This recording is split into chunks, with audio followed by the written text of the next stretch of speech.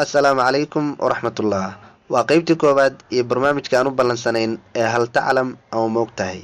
Waxaan horey idinku ballan qaaday inaan idiin soo gudbin doono barnaamij diini ah oo noogu magac daray hal taclam ama ma ogtahay.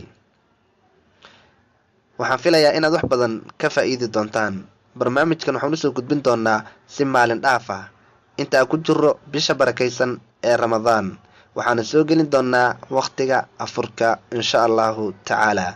Fadlan haddii aad nagu cusub tahay subscribe dheh oo nagu soo biir si aad noola faa'iidaysato. Ma ogtahay in nabiyullaahi aadam calayhi salaam uu kaga duwanaa nabiyada intooda kale ama dadko idilba afar shay. Kow, wuxuu ahaa abulbashar, qofkii u horreeyey ee laga bilaabay bini aadamka ama ugu horreeyey.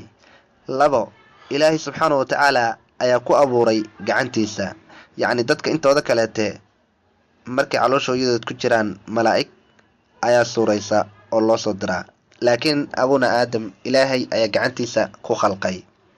Saddex, nabiyullaahi aadam ilaahay subxaanahu wa tacaala ayaa ku afuufay ama geliyey ruuxda ama nafta.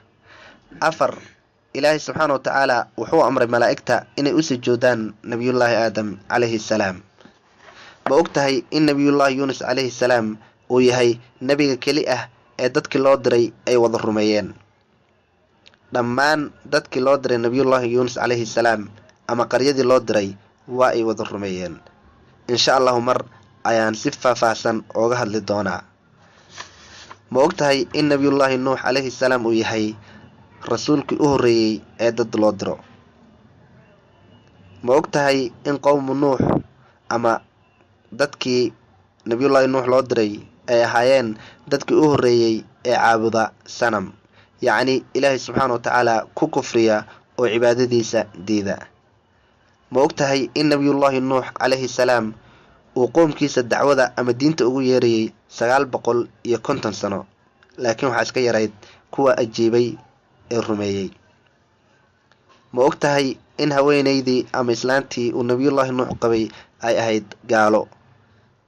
Ma ogtahayse in nabiyullaahi nuux qoomkiisa markii la halaagayay wiilkiisii iyo islaantiisiiba la halaagay oo lagu daray kuwii ciqaabta ilaahay iyo halaagiisa ku baxay. Ma ogtahay in nabiyullaahi saalix calayhi salaam mucjisadii la siiyey ee qoomkiisa ka dalbadeen ay ahayd hal. Ma ogtahayse inay hashii ay isdileen. Ma ogtahay markii ay hashaa dileen qowmu saalix inaynan waxba ka dambaynin. 3 beri keli ah ayaa loo qabtay.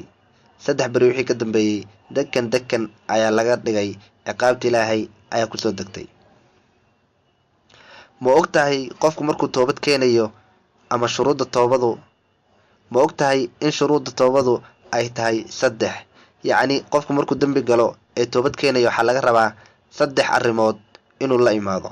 Hadduuna la imaanin toobadiisa ansax ma ahaanayso. Kow, waa inuu qofku ka go'aa macsidii iyo dembigii uu ku jiray, waa inaad ka foqdo oo faraha ka qaado. 2, waa inaad ka shalaytootaa oo aad nidaama ka samaysaa dembiga aad gashay. Maxaa igu watay, maxaan u sameeyey, waa inaad ka qoomamaysaa.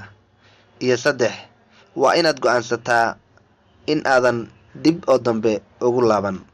3 ayaa ah shuruudda laga rabo qofka toobad keenaya. Inta ayaa idiin soo gudbiyey. Waxaan filayaa inaad wax badan ka faa'iideen. Insha Allah waxaan isku dayi doonaa inaan barnaamijyada kale intan kasii fiicnaadaan. Assalaamu calaykum waraxmatullaahi wabarakaatu.